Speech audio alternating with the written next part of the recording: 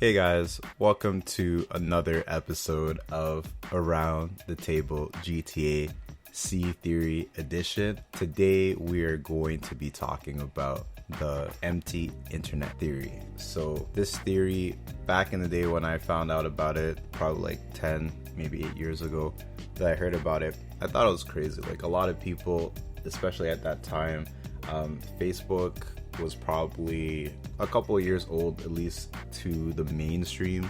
And it was kind of crazy where someone could state that, oh, a lot of the internet's fake and, you're mainly talking to bots and those aren't even real people. And I stopped and I thought, I'm like, well, I know almost everybody that I know on my Facebook, even on other social media sites. And when I was on other social media sites before Facebook blew up, like MySpace or even like T.Wire, Vibe, a lot of the people I either knew directly or I knew through other people, or I've met them through the internet to verify that they were real people. So it kind of made me think like, oh yeah, this person's probably a loser or they have no friends. And I know that kind of sounds harsh, but the longer that you're on the internet, if you end up in certain spaces on the internet, you can meet some really weird people, especially if you end up in C theory circles. And not every person who's into C theories is crazy, right? But at the same time, you'll learn new things, and certain things tend to trend with C theory followers, right? If you know what a prepper is, preppers are people who generally just buy a lot of bulk stuff or learn how to grow and provide for themselves, live off the land, etc., etc. And a lot of them usually stockpile a lot of food or even ammo to make sure that if the end of the world happens, or if a power grid happens, like power grid failure happens, big solar flare, something that could really disrupt society, then them and theirs will be able to survive for X amount of time. A lot of people who prep, they tend to prep for about 3 to 6 months. Some people do stuff for years. So if things were to go down for a year, kind of like what happened in 2020, things didn't go down for a year, but people were panicked and scared that there would be food shortages and everything like that, which apparently is going to start happening soon. Even the president of the US mentioned that maybe about a month ago that we should be prepared for something like that. But I kind of think a lot of people gloss over it, especially with all the other things that have been being pushed on the media. But either way, that's just an example of a circle that you might end up in when you get into C theories. But anyways, back to the empty internet theory. Empty internet theory is basically that a majority of your interactions are not real. Maybe you're talking to more AI than people, and we see that more and more as we continue to watch how social media is. If you run a business or if you use certain hashtags on these sites, especially like Instagram, you'll get comments from bots, you'll get inboxes from bots, people trying to apparently help you grow your brand, etc., etc. But they're not real people. They're bots that people actually created so that they could reach out to more people. So it's a bot, but it's also a person at the same time, potentially, right? We're seeing this more with NFT scams and stuff like that, where they're using bots to talk with people. I can't even say that romance scams use this, because romance scams, they use fake pictures of people or pictures of people that aren't them, and they try to scam you.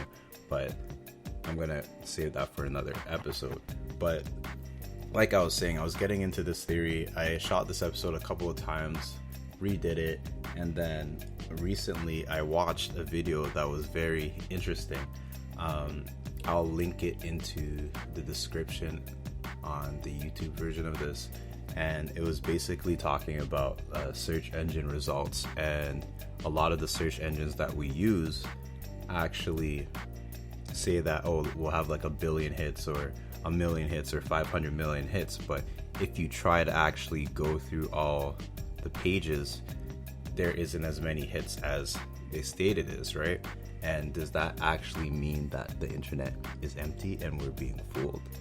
Or is this a new way of censorship, right? I was talking to my friend last night about what I just talked about with you guys, and they said that, oh, maybe it's because of server space, because to hold all of that information would cost a lot, right? And if you're like a mega corporation like Google or something, you could potentially afford it, right? But at the same time, do you want everybody to see all of this stuff, right? So you could use anything example, throw it on Google, search something, not controversial, just to make sure that you're about it, or that it's not gonna get censored, and try to go to last page and you'll see what happens. I'm not gonna spoil it for you guys, but you guys should definitely check it out because it goes into the C theory.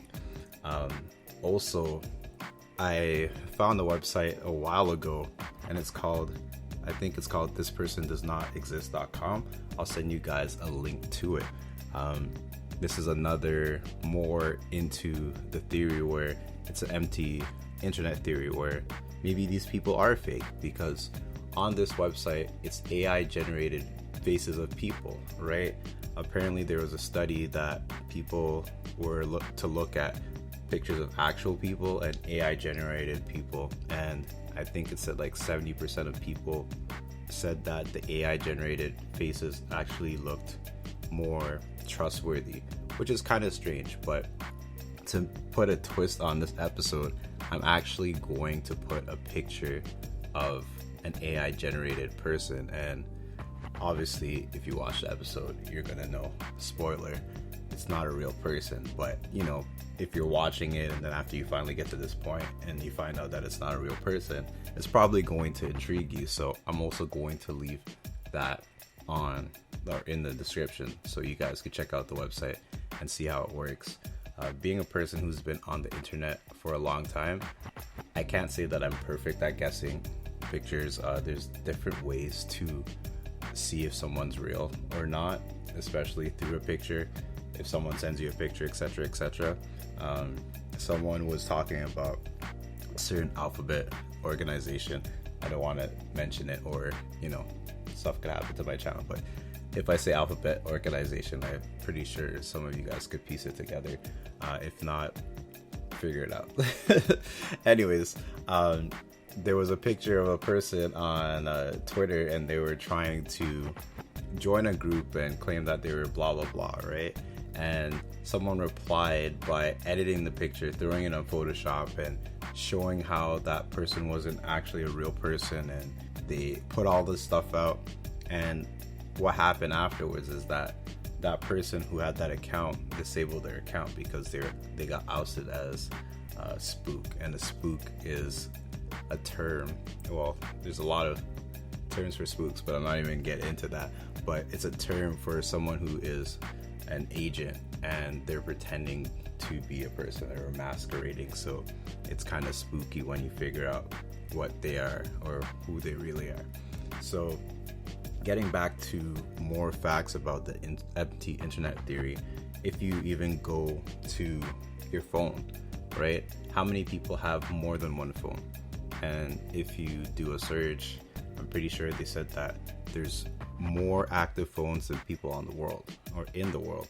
So if that's the case, just think about your life. Maybe you have one phone or multiple phones, whether you work, you have a work phone or maybe a business phone. And for every person who only has one phone, there's a person who has more than one phone, meaning like 3+ or even 2+. So we have all these active phones. And even with me, when I was traveling, the phone number that I was using got taken away. And there's also other ways where you could use like a phone dialer, etc., etc. But all of these things add to the masquerade. I had a friend who always changed their phone numbers, and they had 3 lines. I didn't really ask them about it, that's their business. But that's a thing where people will use multiple phones to do multiple things. And there's also things like fake Instagram of Instagram, or people have multiple Facebooks. People use these things to hide certain things that they're doing, or just showing people what they actually want to show on social media, but to a curated audience, because it's not like back in the day where only you and your friends could see what's going on. At least you thought, right? Now maybe your company will be looking into you, or people who you're going to be employed under might do a background check, right? I'm not even gonna start with background checks, because the little little information you post online, you can find a lot about a person if you're not really careful. But like I said, back to the empty internet theory, stuff like Pokemon Go kind of exposed where people would make multiple accounts and do things to farm Pokemon, or farming is like get more, right? It's farm, curate, etc., etc. And then sell off the account. So a lot of people do these things where they add extra amount of users to a platform, but the thing is, it's not real, right? So how do you know that you're talking to a real person? The only people that you know for sure at the same time are people that you know. But at the same time, there's been things like, I saw this documentary, or well, I don't think it was a documentary, but they were doing this thing where there was this girl who lost her dad, and they sent their text message history to this company, and basically with all that information, they made an AI which would message her every once in a while as if it was her dad. And the scary thing about it is that because it studied their speech pattern or their text pattern, it actually came off as the person's father, but their father already passed, right? So there's all these little things that hint that maybe the internet isn't as big as it is. Maybe the internet is filled with bots. There's even articles now that's saying that a ton of accounts are a majority bots, like 60 to 70% bots. So whether you're on Instagram seeing someone's pictures, they could be bots, or their followers are bots, just to have this persona or this image of being followed and loved, etc., etc. And it's kind of strange, because the more you look into this theory, it kind of validates itself.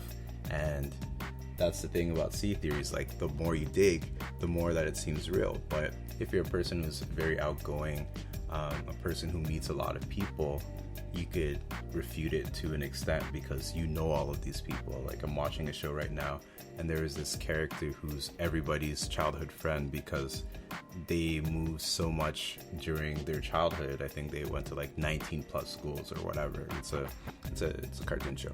But anyways, the point of that is that it shows that there's ways to refute this, but at the same time, there's more and more facts as we go further into the future that show that the internet isn't as vast as it once was.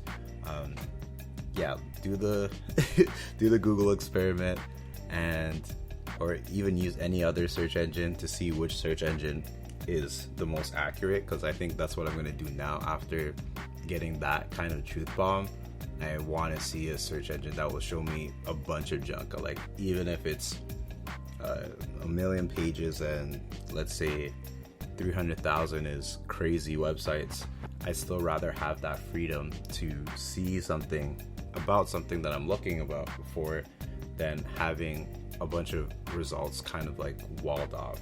So let me know what you think about this C theory. Do you think it's crazy? Do you think it's viable? Do you think, people are just really good at piecing things together?